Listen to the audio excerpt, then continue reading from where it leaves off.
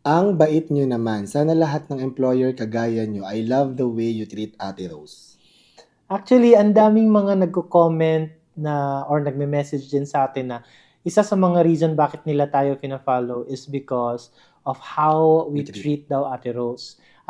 I honestly found it very surprising dati because it's interesting sa akin kung bakit kaya madaming tao they think that how we treat our kasambahay is out of the ordinary or extraordinary when in fact this is something that we should normally do to anyone and to everyone. Hindi siya dapat something special, no? Like wow, David and Rai did something special. No, David and Rai did something that is normal and Oh. should be done because our Ate Rose and nahulog yung microphone ko.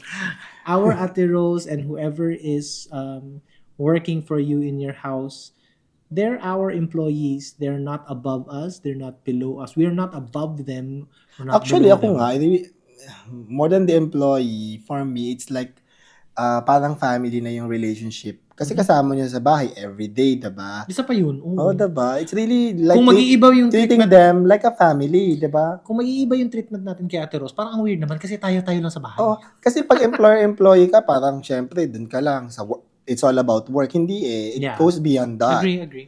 So that's why family relationship ang treatment namin kay Ate Rose, kasabay namin pagkain. Hindi ko nga gets kasi actually, si Ate Rose, nung kinuha namin nung una, nahihiyayin sumabay sa amin. Why? Because yung mga pinanggalingan niya before, ganun ang treatment sa kanya. Separate yung pagkain. Sa amin kasi, my God, ang laki-laki ng bahay, 3 lang kami. Tapos ipapahiwalay namin siya. Bakit? Hindi naman kami maselan, laking hirap naman kami. And at the same time, I think, importante rin yon, lalo na kung dalawa lang kami ni Happy David, syempre, isang hapagkainan lang, diba? Ba't kailangan mo pang i-treat differently?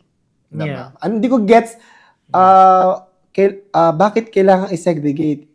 Anong reason? Yeah. Siguro, I mean, ayokong i-judge. Yeah. Meaning, yung ibang gumagawa ng because maybe they have their reasons, no? Yeah. No judgment No naman. judgment naman. I think for us lang, what works is, mas komportable kami na sabay-sabay kaming kumakain. I think maswerte lang din tayo that we found someone like Ate Rose na talagang mapagkatiwalaan, na alam nating hindi tayo Hindi na-abuse ang ang relationship, relationship, di ba? hindi tayo Hindi chinichismis, chinichismis. nire-respect niya yung privacy namin. Yes. So, pero I think also, And sorry, naisip ko lang kasi siguro yung ibang mga ganun, kasi nga maybe may mga experiences sila in the past, no? Kasi hindi naman lahat ng kasambahay pare-pareho din.